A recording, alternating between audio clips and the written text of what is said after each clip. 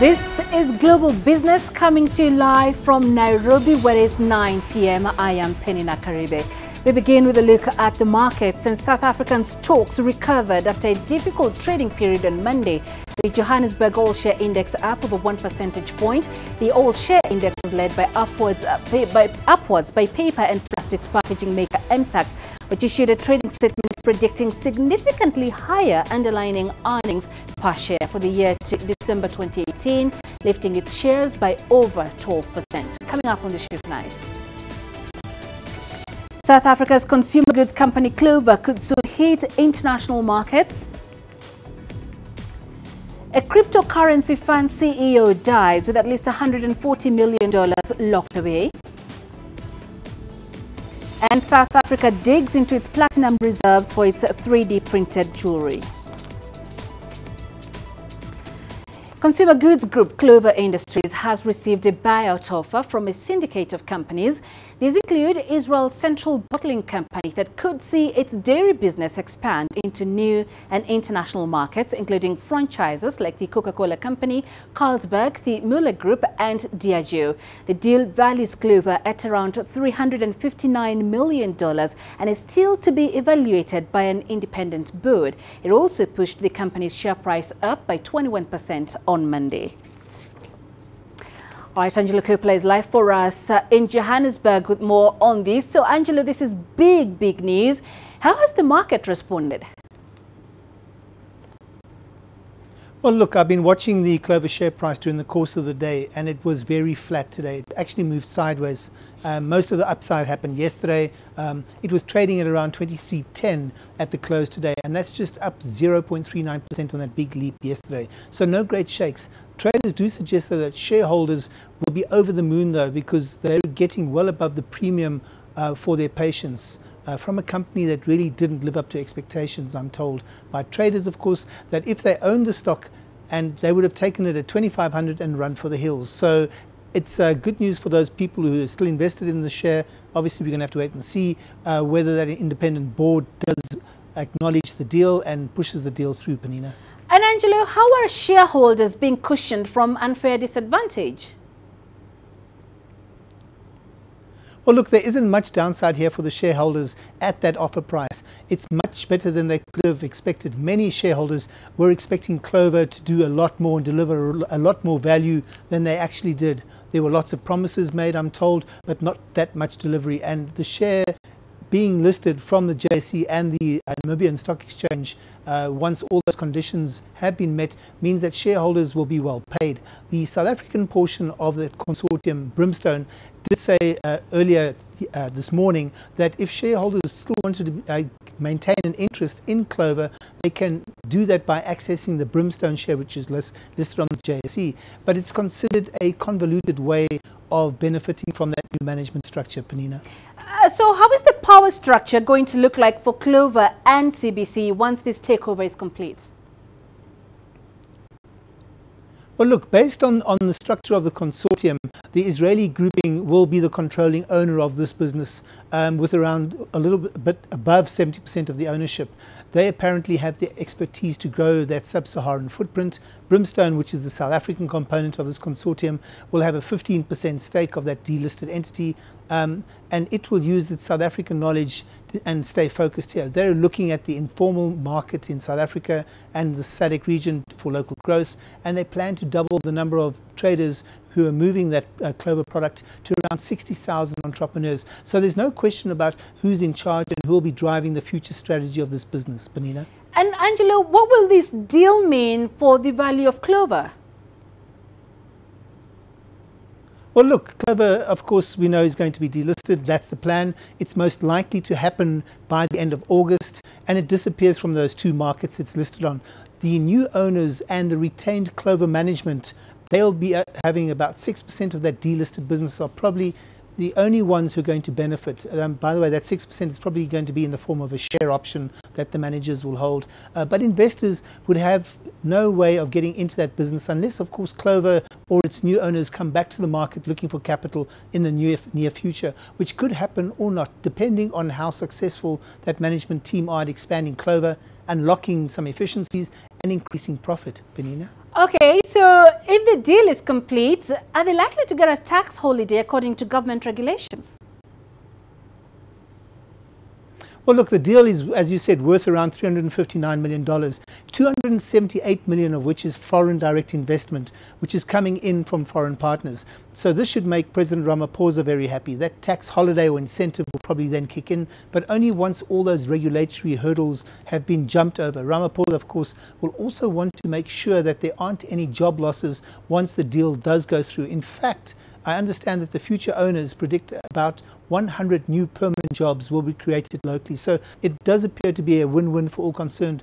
Of course, this isn't a done deal yet, and there may well be some devils lurking in the detail, Peninah. All right, Angela, as always, we appreciate that update. Thank you very much. Angela Coppola, live in Johannesburg. Meanwhile, South African President Cyril Ramaphosa has joined role players in the global mining sector for this year's mining endeavor taking place in Cape Town. They've been discussing ways to increase foreign direct investment in the industry. South Africa's mining sector saw an increase of only 1.2% last year. CGTN's Trevor Andrews has the details. In 2018, South Africa's mining sector contributed over $26 billion to the GDP and is one of the largest employment sectors in the country. For many investors, it's a resource-rich nation which is ready for business. It's for this reason that President Cyril Ramaphosa used his address at the mining in Durban to reach out to investors and mining companies, with the promise of recalibrating the government's approach to dealing with key issues shaping the mining sector. The country's mineral wealth has attracted large investments over the past decades, resulting in the development of integrated industrial value chains that generate significant value for the economy of our country.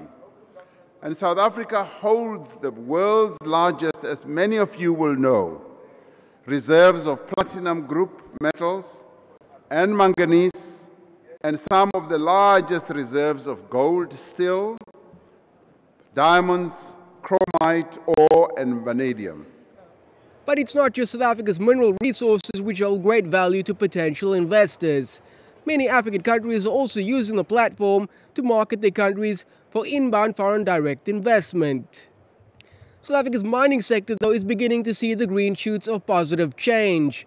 With a new mining minister and a president determined to engage the industry in a different way, early growth indicators look encouraging. Investment has actually started to improve, which is worldwide a leading indicator for mining development. So there's certainly something in the air. It's not all plain sailing. There are many things that must fall in place. Gold is one commodity which seems to be heading for opportunities to grow, but not many African countries currently benefit from beneficiation of the resource. Now, countries such as Ghana want to put in place new policies to try and stem the tide of lost revenue. What we are thinking of is to come up with a structure where about 30% of the Ghanaian gold will be retained in the country at our refinery, and then we use same to do jewelries and all other accessories that gold can produce for us and maintain them over there. And we want Ghanaians to take charge of that particular 30%. That 30% will ensure local content. So many mining experts believe there is an air of optimism amongst mining companies wanting to invest in South Africa and indeed the rest of the continent. But many challenges do exist, including the guarantee of power supplies and the independence of judiciaries to safeguard any new big investments. President Cyril Ramaphosa has also used his address to assure investors that the government will do whatever it takes to keep Eskom from failing, which could compromise future power supplies, which has been a cause of concern amongst investors here. Trevor Andrews, CGTN, Cape Town. The Egyptian pound has been strengthening against the US dollar for the first time in 2 years. It has gone from 17.85 to the dollar to 17.56 in just 3 days. This sudden improvement has taken markets by surprise. The Egyptian pound was floated in 2016, losing half its value against the greenback. CGTN's Yasser Hakim looks at the reasons for this recent surge. It's been a good week for the monetary markets in Egypt. A steady rise in the Egyptian pound has been greeted with joy as much as surprise.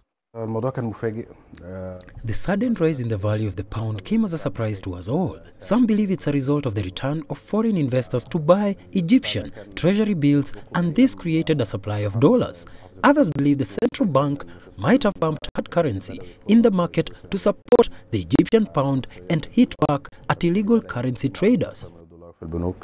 The positive development comes amid several challenges facing emerging markets like Egypt, such as shrinking foreign investments and the US-China trade war. The central bank is expected to keep interest rates on the Egyptian pound at 15% to maintain demand for the local currency against the dollar.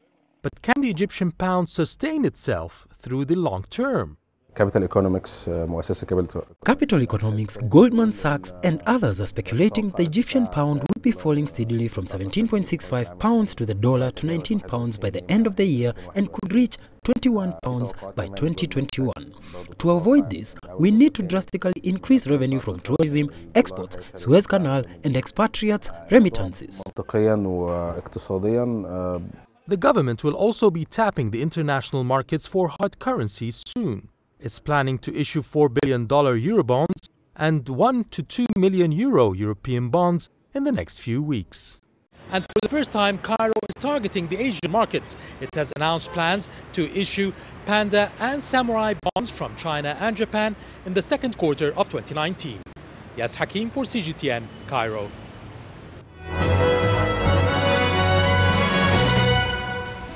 A look at your corporate headlines now. And British energy giant BP's annual net profits doubled to $12.7 billion, posting a 5-year high in 2018.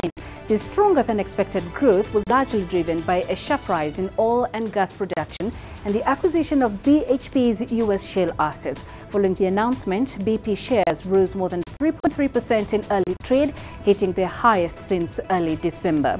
German holiday airline Germania has filed for bankruptcy after failing to secure financing to stay aloft. The Berlin-based carrier says it has cancelled all its flights with immediate effect. The insolvency of Germania follows the failure of Germany's second biggest airline, Air Berlin, in 2017. US tech giant Apple has agreed to pay France nearly $600 million to settle backdated taxes. Apple becomes the latest US company to reach a deal with France, which has led a European push for higher taxes on big technology firms. The effort, however, has been met with some opposition from other EU countries. Finally, Facebook CEO Mark Zuckerberg says he sees the tech firm as a positive force for society. He made that statement as the embattled social network marked its 15th anniversary. Despite a wave of scandals, Facebook took in a record $22 billion in profit last year as its revenue surged to $55 billion. And that's a look at some of your company highlights.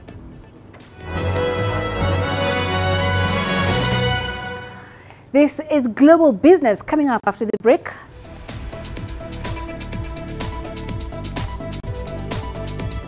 Ethiopia joins a growing list of African countries promoting the Africa Continental Free Trade Agreement. And Zimbabwe is running out of bread. We'll tell you why after this short break. The world economy as we know it is about to change. Global business reports highlight emerging markets, developing countries, and dynamic sectors worldwide. We feature top analysts and newsmakers to provide perspectives on every facet of business. From an on-the-ground perspective, we provide you with balanced and objective assessments. Fast, sharp, and insightful. Global Business. Only on CGTN. Every story starts out like this. Okay. We'll head up now. Beyond the rush of the numbers, there's always a more fundamental question. What happened? Who has been affected? When market-moving decisions are made, who's responsible? And why? Let's get some reaction on ground. Joining us in Johannesburg is Sutra Nairobi. Hello, Nairobi. This is how all stories begin. See how they end. Only on Global Business.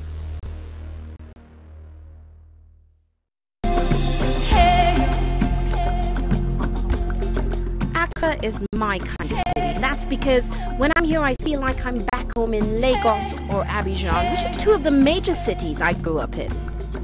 Business in Africa is high risk. After about a decade covering business news on the continent, I've learned it's all about the high risk, but also the high returns and the high energy. You simply have to adjust in order to keep pace. When I started out as a journalist, my dream was to open people's minds to the different perspectives. From the CEO in the boardroom to the trader out in the street, we all have different stories. From Accra to Addis Ababa, from Cairo to Cape Town. And I wouldn't have it any other way. Here at CGTN, we realize that Africa is on the move, and it's moving fast, but we're moving right along with it. I'm Ucheo Koronkwo, and I'm a business anchor and reporter at CGTN.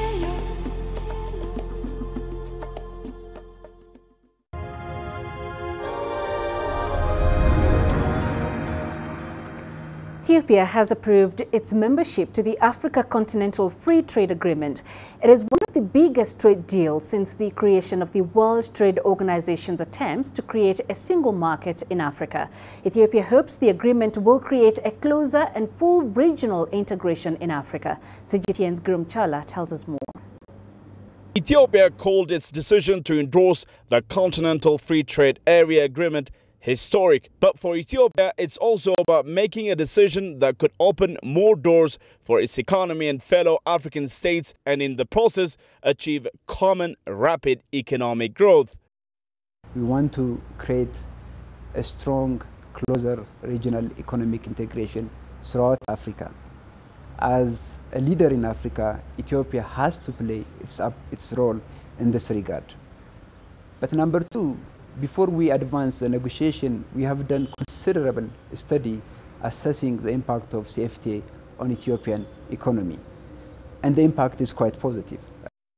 Currently, Ethiopia's export to the rest of Africa stands at 18%, while its import from the continent is a little over 4%. By joining the Continental Free Trade Agreement, Ethiopia wants to boost its exports, especially from its manufacturing industries, while opening its doors to goods from across Africa.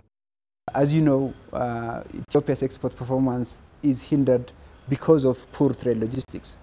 But now, because of this closer regional integration, we'll be able to export to the rest of Africa. So in that sense, it has dramatic impact on Ethiopia's economic growth. The CFTA will bring together 55 African countries with a combined population of more than 1 billion people and a combined gross domestic product of more than $3.4 trillion US. However, this plan of creating a single market for goods and service with a free movement of people and investment could also have its negative impacts on economies. Ethiopia says it's ready to tackle challenges related with revenue collection. In terms of custom collection, the revenue impact could be one issue, but we also looked at that. We are conducting the negotiation in a manner that reduces Ethiopia's vulnerability toward this revenue reduction. And because of that, we have excluded from liberalization products that we consider to be sensitive. In total, 44 out of the 55 AU member states signed the consolidated text of the CFTA agreement. 47 signed the Kigali Declaration and 30 signed the Protocol on Free Movement. Later, 5 more countries inked the CFTA agreement during the summit in Mauritania last year. South Africa, Sierra Leone, Lesotho, Burundi and Namibia, bringing the total number of signatories to 49. 22 ratifications are now required for the agreement to enter into force. The African Union hopes to achieve that number this year. Gurum Chala, CGTN, Addis Ababa, Ethiopia. The Egyptian government has signed a deal with Lazard, an American financial advisory firm, to market investment opportunities abroad. The North African country is trying to increase foreign investments as part of its economic reform program approved by the IMF. Yasser Hakim has more. Foreign direct investments are considered an important source of hard currency for the state. It also creates employment opportunities and supports export and tax revenues. FDIs had dropped by nearly 90% due to the political fallout after the 2011 uprisings.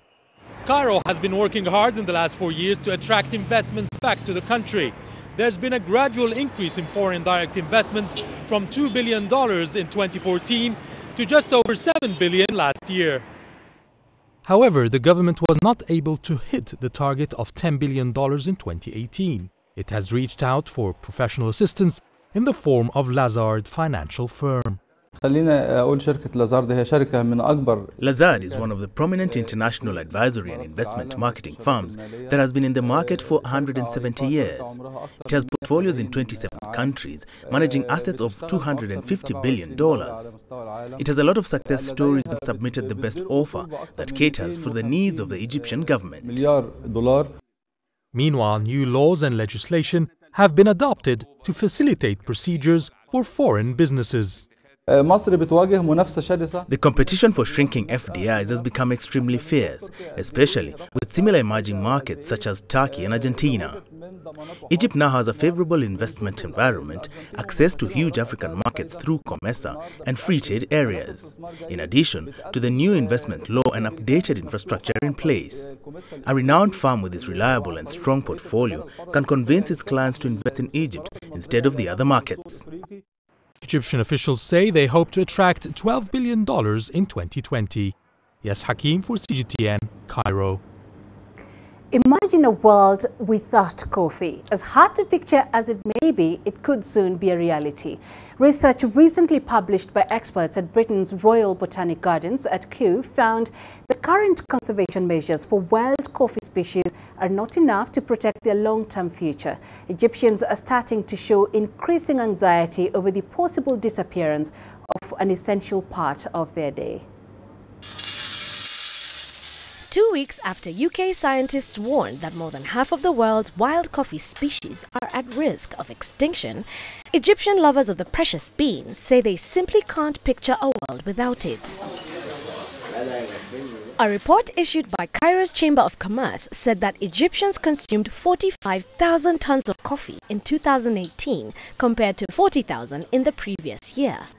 The 2018 report also revealed that demand for coffee witnessed a 30% increase after the fasting month of Ramadan. But climate change is a real phenomenon affecting the globe, and its effects are evident. Coffee beans are a form of agriculture, a plant like cucumbers, tomatoes or fruits. Sometimes there's flooding destroying agriculture, which affects supply and demand, leading to an increase in prices.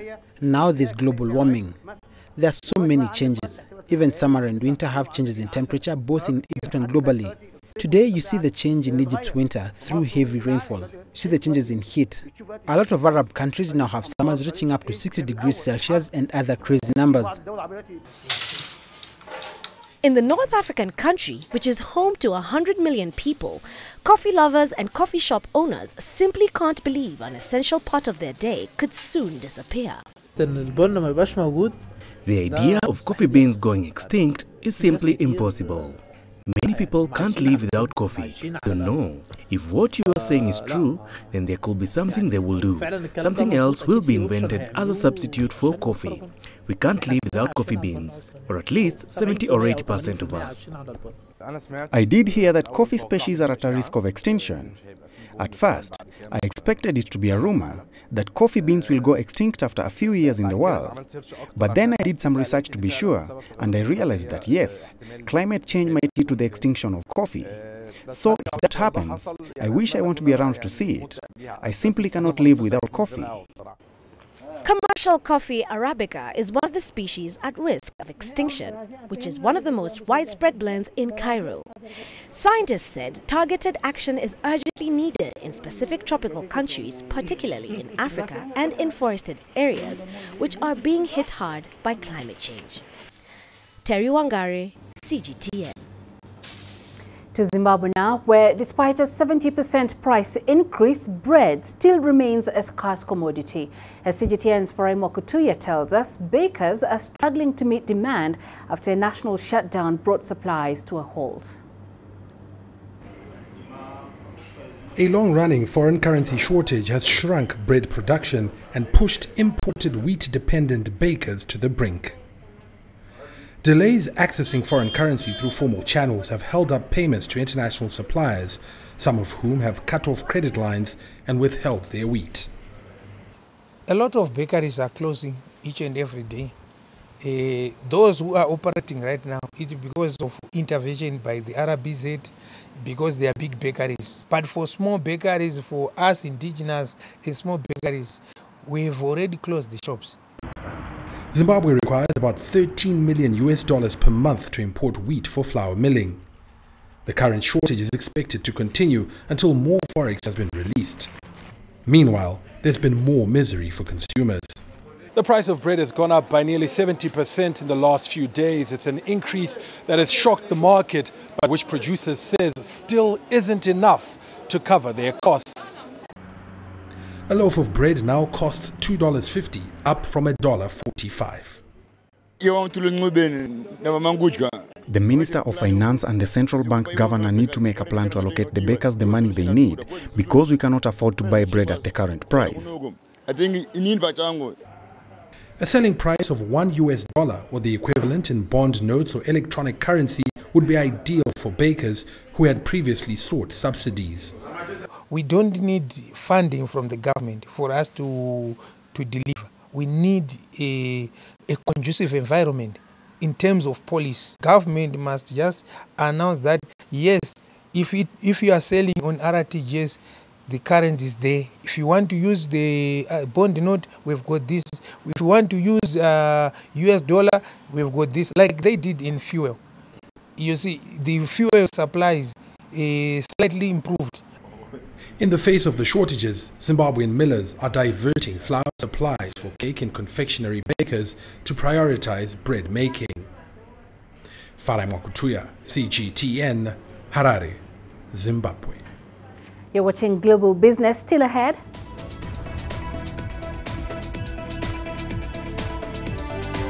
A cryptocurrency firm CEO dies with at least $140 million locked away. And air pollution threatens healthcare and tourism in Bangkok.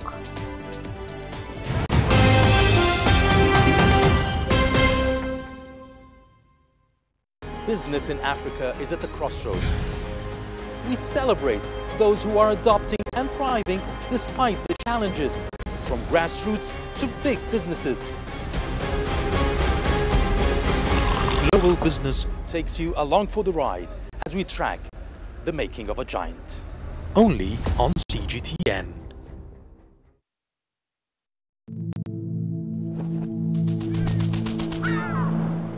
How will your world change today? What happens here? What happens there? Or what you make happen for yourself? If it matters to you, it matters to us too. Your stories are the stories that need to be told. Africa Live. Find your voice.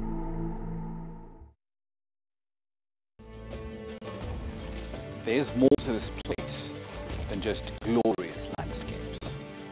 There's more to it than just, say, Table Mountain or glorious, endless salt flats. There's more to it than countries that are home to some of the deepest mines in the world. There is so much more to this place, even if it is home to some of the finest diamonds on the planet. It is the sheer diversity of the people who call Southern Africa home, and the relentless drive to make it a better place that make it so special. And we know that because this too is home.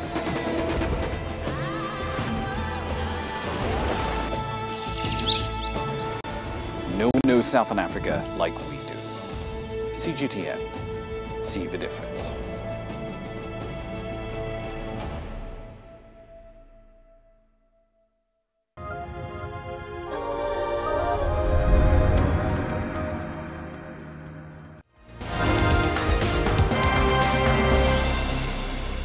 A look now at other stories making headlines. In Central African Republic, a peace deal between the government and 14 armed groups has been signed. This follows an agreement in the Sudanese capital, Khartoum, which was announced on Saturday by the African Union. However, the terms were not immediately released. It is hoped that the peace deal will bring to an end years of violence, which has rocked the nation since 2013. In Egypt, the parliament has passed a motion to amend the country's constitution. This will allow President Abdel Fattah el-Sisi to stay in office beyond his designated maximum two-term limit, ending in 2022. After his current term, the Egyptian president can stay in office up to 12 years. The African Union has been urged not to hastily pull out peacekeeping troops from Somalia. The comments by senior Somali officials come weeks to the start of a drawdown by AMISOM in the Horn of Africa nation. It is feared that the move may trigger more attacks by the Al-Shabaab militant group. And that's a look at some of our top stories this hour.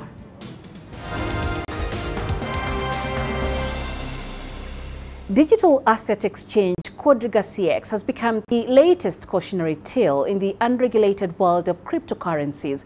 The online startup can retrieve about $140 million in Bitcoin, Litecoin, Ether or other digital tokens held for its customers. Access to an application that stores the keys to send and receive cryptocurrencies appears to have been lost with the passing of the company's CEO, Gerald Cotton. Cotton died at the age of 30 last year in India from complications of Crohn's disease. Giles Gibson is in Washington and joins us live for more on this story. So Giles, the picture as it looks so far indicates Quadriga investors may have lost $190 million. Is there any hope this money may be recovered, or at the very least there could be some form of compensation? Well, the founder of the company, Jennifer, or the widow of the founder of the company, rather, Jennifer Robertson, she said publicly that she can't access a laptop that her husband, her deceased husband, was using to run this company because that laptop is encrypted. She also does say that she has hired an expert to try and crack the code and get access into that encrypted laptop and then open up access to these tens of millions of dollars worth of cryptocurrency. If they can't manage to crack that code, if they can't get access, the company has also filed for creditor protection. That's to protect itself from bankruptcy because, of course, investors in this company are not simply going to shrug their shoulders and say, oh, well, it happens, you lost tens of millions of dollars worth of cryptocurrency. They're going to want their money, their investment back. Okay, so last year, CIBC froze $28 million of assets held by the company after saying it was unable to identify the real owners of the funds. Did investors miss the red signs?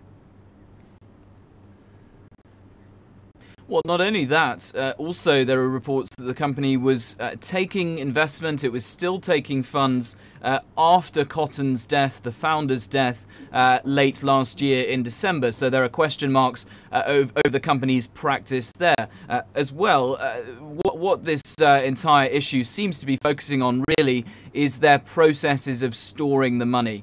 The majority of the funds in cryptocurrency that were held by this company were held in something called cold wallets, which are essentially sort of offline savings accounts. And Cotton, the founder of this company who died at the end of last year, he was the only person who was able to access those cold wallets. So there are serious questions now about how the company was run, that there was simply no plan B for if the founder was to die suddenly, as has happened in this case. There was no plan B to keep the passwords, to keep the access in another safe place, for example. How has this news affected the cryptocurrency market, Giles, and how can regulation be done? Well, in terms of the cryptocurrency prices, the market, I was actually looking at one of the major indices for Bitcoin, which is the majority of the cryptocurrency that's been lost in this case. That's the CME Bitcoin index. It's trading at around $3,423 US, which is actually slightly up from the levels that it was at on Monday at the very start of the week. So it doesn't really seem to be affecting the price of Bitcoin, this story that's really gone viral all around the world. In terms of regulation, what's been happening here in the United States is the Securities and Exchange Commission, the SEC. They've largely been regulating these cryptocurrencies as they've exploded. They've largely been regulating them with existing laws rather than bringing in new regulations. And that's caused some criticism in some quarters here in the United States, because there are people who say that there are not just threats around sort of consumer issues like we're seeing in this case. People also say that cryptocurrency is being used for some pretty big problems, things like money laundering and terror financing as well. All right, Giles, thank you very much for that. Giles Gibson live there in Washington. In Australia, a government-backed inquiry has called for an overhaul of the nation's banking sector. The 12-month Royal Commission uncovered widespread corruption and greed by financial institutions at the expense of their customers. Greg Navarro has more on this story.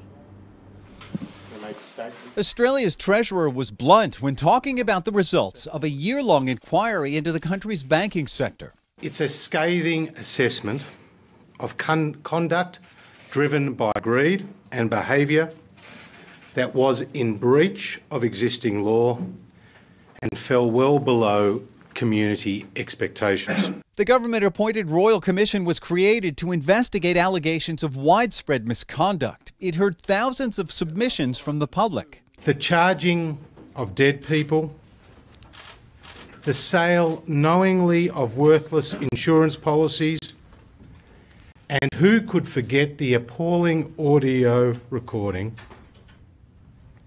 of a young man with Down syndrome being subject to high-pressure sales tactics. It all talked to a culture where people within financial services were taking advantage of their position within these firms to deceive people and to extract money out of them. Just like that. The Commission's report calls for more than 70 recommendations designed to change key aspects of banking, retirement funds, financial advice, and lending practices. The Commission also referred about 24 financial institutions here to regulators for possible criminal and civil charges. Banks understand that these failures have caused deep hurt, suffering and heartache for far too many customers, and they are sorry for the pain that they have caused. But an apology is viewed with skepticism by many consumers from an industry where dodgy customer practices were encouraged for years. It's not simply good enough that when there has been an incidence of wrongdoing, that you just compensate the victims with some sort of monetary compensation. But it's actually the wrongdoing itself has gone unpunished. Despite the damning report, shares for Australia's major banks have surged the most in a decade. That's because analysts say the recommended changes to the industry don't pose a threat to the big letters' market dominance. Greg Navarro, CGTN, Sydney. The leaders of Japan and Germany have pledged to pursue free trade in the face of the rising protectionism. Shinzo Abe and Angela Merkel held talks in Tokyo just days after Japan's free trade deal with the EU went into effect. Here's CGTN's Terence Terashima with that story. German Chancellor Angela Merkel and Japanese Prime Minister Shinzo Abe have held face-to-face discussions. Japanese officials said their meeting was indeed a timely one. What with the UK's rather chaotic exit from the European Union causing so much uncertainty and Japanese concerns it could ultimately destabilize the global economy. We want everything to avoid a no-deal Brexit, as that would increase insecurities. We're glad that there is a majority for this in the British Parliament. Now we have to find out what can be done. We have negotiated the withdrawal agreement for a long time, and therefore we do not want to reopen the withdrawal agreement. This is not on the agenda. Japan is keen to avoid any obstacles that might undermine the new open trading zone, which controls about a third of the world's output. In order to minimize the negative impact on Japanese companies and the global economy, I expect the Brexit process to be carried out in a predictable and legal manner. I told Chancellor Merkel that we strongly expect the EU and the UK to avoid a no-deal Brexit. The EU and Japan Economic Partnership Agreement took effect at the beginning of the month amid global concerns over US and China trade frictions. So this is seen as a perfect timing for Chancellor Merkel and Prime Minister Abe to reaffirm the fight against protectionism and promote free trade. The leaders also agreed on a confidential security information exchange mechanism in which the two sides would share military and terror-related informations. Meanwhile, Japan also continues to expand its defense and security cooperations with countries such as Australia, India and the UK. Experts say the reassurance Abe is getting off Merkel ahead of Japan's hosting of the G20 this year and its tough trade negotiations with the US will give him great comfort. Terence Hiroshima, CGTN, Tokyo. To the heavy chemicals filling Bangkok's air in recent weeks, a report says the toxins may be coming from cremated human bodies at Buddhist temples. The dangerous concentration of pollutants that has engulfed the Thai capital is estimated to be costing the Thai healthcare and tourism sectors over $200 million. Here's Tony Cheng with more on this story. The City of Angels, but wreathed in a halo of smog. Bangkok, the most visited city in the world, but these days also one of the most polluted. The government has scrambled to respond. These water cannon were deployed to fire a fine mist of vapour to try and clean the air. And elsewhere, planes flew over the capital to try and seed clouds and prompt rain. This is the dry season, however, and it's not expected to rain for months. With the pollution getting worse, the authorities appear to have no response. People are saying this is the wrong solution to fix the root causes, and we have to admit that it is right, but we need to start now. I am asking for help from Bangkok residents to work on it together. Residents are trying to protect themselves as best they can, and face masks are now common for anyone in the city centre. But even masks are pretty ineffective against this sort of fine particle pollution. It's a frequent issue and it needs different approaches, but I want the government to come out and do something about it. Sometimes my nose hurts here because this is the center of the city and it's much worse than before. Those concerns are very valid.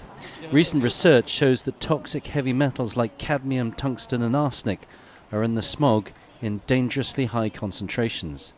And the fine particle dust, PM2.5, is so small it can penetrate deep into the lungs and the arteries. But for some, cleaning up Bangkok will be too late. It's also the reason of the premature death in Thailand. More than 37,000 per year. Yes, from the PM2.5. 37,000 people a year are dying because of this. Yes. Even high above the city, there's no escape. Well, this is Bangkok's latest tourist attraction, a glass platform with nothing underneath it, atop a 300-meter drop. But scary as this is, the greater danger is out there in the air. At this height, elevated hundreds of meters above the street, the atmosphere should be much better. But our monitor showed a reading of 174 AQI. Breathing this is worse than smoking 20 cigarettes a day. That will likely deter the millions of visitors who come to Bangkok every year. And while this may be known as the land of smiles, you won't see it hidden behind a mask. Tony Cheng, CGTN, Bangkok.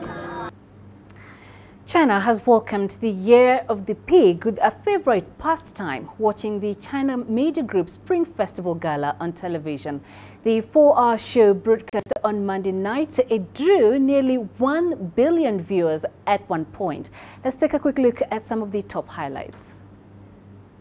Songs and dances, stand-up comedies, magic tricks, acrobatics, Peking opera, and a whole lot of cute kids.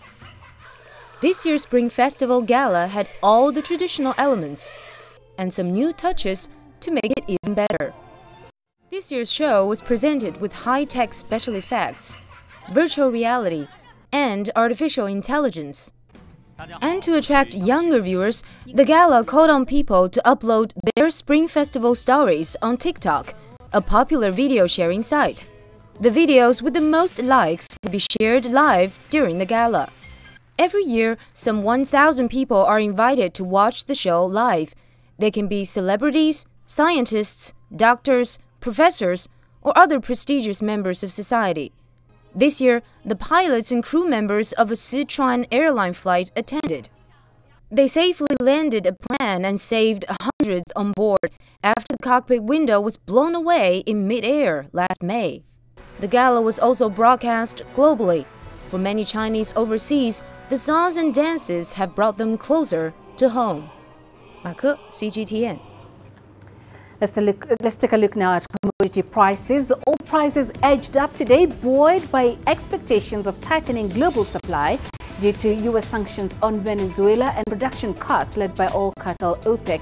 Gold prices, on the other hand, were close to a near one-week low as a stronger dollar and renewed interest in riskier assets dampened demand. Still ahead on Global Business.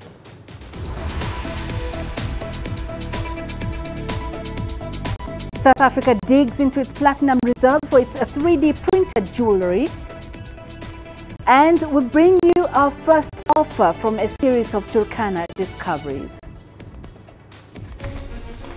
Images may appear to be identical, but looks can be deceiving. The difference is not always obvious. It has to be discovered. There are always different sides to a story. We put the focus on the details. To see more, to understand better. CGTN. See the difference. The greatest journeys. The greatest sights. The greatest adventures. Here in Peninah, this weir allows the locals to walk on water. We're far more than just TV news. We're your passport to the wonders of Africa. To bring you stories of struggle, survival and hope.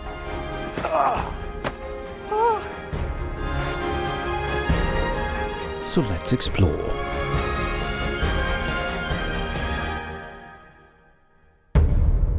CGTN. See the difference.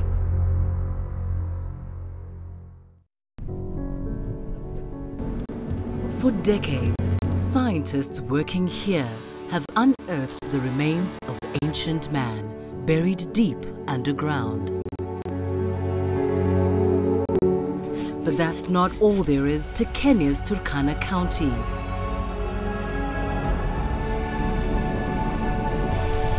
From February 5th, join CGTN's Wilkista Nyabwa for our 6-episode series as she explores the cradle of mankind.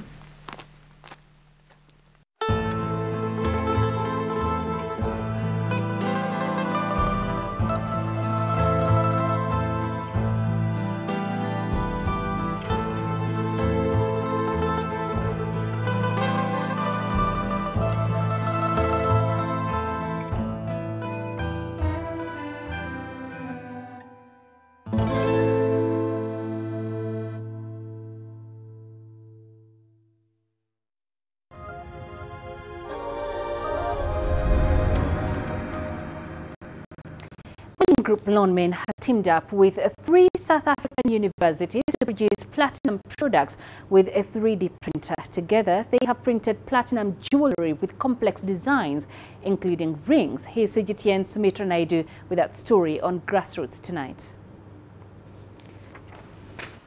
South Africa is home to the largest platinum reserves in the world. The metal is widely used in car manufacturing, for catalytic converters and for jewellery, amongst other things. Platform, a joint venture between Lonmin, the fourth largest platinum producer in South Africa, and 3 local universities, is now experimenting with new technology to make jewellery. The 3D printing uses platinum powder. It's one of the most dense metals known to mankind. While the printing has been tested in other parts of the world, it's the first time that it's being done here in South Africa. In other countries, designers work off the metal using laser printers. It's the first time in the world that designers are using platinum powder. 300 grams of platinum can take up to 10 days to process into powder. Lonmin processes the powder and the universities focus on the design. Once we've got the design and we know that the powder is ready, we put that into the machine, and then obviously we need to set the machine parameters to ensure that we get the fineness of the piece that we need to print. The building is quite unique to 3D printing in that you've got a reservoir where your platinum powder is placed, and then you've got a building platform on the other side. So your arm will take the powder from your reservoir onto your build platform. Your laser then sinters the metal in the shape of the design, and then you start the process again. Platform completed its experimental phase at the end of 2017 and has started printing jewellery pieces for clients. The printing can take up to 60 minutes to complete, depending on the intricacy of the designs. At first, obviously, it was to develop platinum powder prototyping using the 3D, but now that concept has been achieved. So now what we've done now is move forward, where we're creating a platform for entrepreneurs or startup companies that have ideas around using the platinum, but for prototyping, and 3D present that opportunity for those interested parties that have ideas to generate applications. The initial response was that it was a solution for jewellery, which of course it is, and we think that it's going to have a massive application within the jewellery segment. But what excites me a lot is the response that we've recently had from industrial customers to prototype and test some of the products that currently maybe they don't produce in platinum, or because it's difficult, and products that they now think they can actually produce in platinum. The jewellery pieces are unique and original prints that can cost a small fortune, as platinum powder is more expensive than the metal itself. Sumitra Nadu, CGTN, Brakpan, South Africa. And to the first installment of our Turkana series in Kenya. In the last few decades, archaeologists have discovered fossils of some of the earliest human ancestors in the Turkana Basin in Kenya's north. The findings have fueled the belief that Africa is the cradle of mankind, from where all humanity began life. We kick off our Turkana series with this exploration into the origins of mankind. In a research facility buried deep in Kenya's vast Turkana Basin, scientists brush away particles of dust from bones. It's hard, painstaking work, but with time, the layers of dust melt away to reveal the treasures beneath. These are human fossils, the remains of mankind buried deep in the ground, some for millions of years. The fossils reveal different things about ancient man. The oldest ones show how mankind evolved, when he discovered fire and started to cook, or when he began to make stone weapons. This is Dr. Richard Leakey's life's work, a passion passed down through his family. Leakey, a renowned Kenyan paleoanthropologist, discovered several fossils early in his career. While several remains have been discovered in other parts of Kenya, he focused his study on the semi-arid Turkana region. In Turkana, you've got an extraordinary opportunity to find things, because as the Rift Valley formed around the lake, and the lake is sitting in the bottom of it, various strata have been exposed that have produced fossil record of animals, plants, and of climate, as well as early humans. And the early human remains from Turkana span a period from about 4.5 million years to the present time. And there's no other place we know of in Africa or the world where the record for human origins is so complete. Though Ethiopia also has some of very important finds, in terms of number, like we have over 400, I'm talking of 400 specimens, hominid specimens that have been discovered in this part of the world. Once cleaned and identified, the originals are moved for safekeeping at the National Museum in the capital, Nairobi. Casts of previous findings remain in the cupboard. Kamoya Kimeo, a member of Leakey's team, discovered the Turkana boy skeleton in 1984.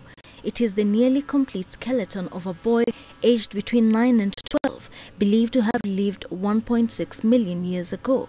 Such findings reinforce Leakey's belief that Africa is the cradle of mankind. What I think now is clear, that irrespective of where you're from, or where you think you're from, whether you're Chinese or Indian or Brazilian or from South America or from the Arctic Circle, the Inuit, everybody has a genetic code that shows they came from Africa. While Turkana may not necessarily be the only or even the earliest cradle of mankind, the abundance of fossils discovered here has led scientists to postulate that mankind began life here and then fanned out across the world. Now in his 70s, Leakey has stepped back, leaving a team that includes his daughter to continue his work. They give lessons to university students who may one day take over. This work matters. In this remote corner of Kenya, they are digging and preserving mankind's history. Bulkisa Nyabwa, CGTN, Turkana, Kenya. And finally, a look at the currency. South Africa's rand steadied against the dollar in late afternoon trade today as traders awaited U.S. President Donald Trump's State of the Union address, which could hint at progress in U.S.-China trade talks. Let's leave it there for tonight on Global Business. We welcome your feedback. Send it to the contacts on the screen and follow us on our digital media platform. I am Peninah Karibe. Thank you for watching.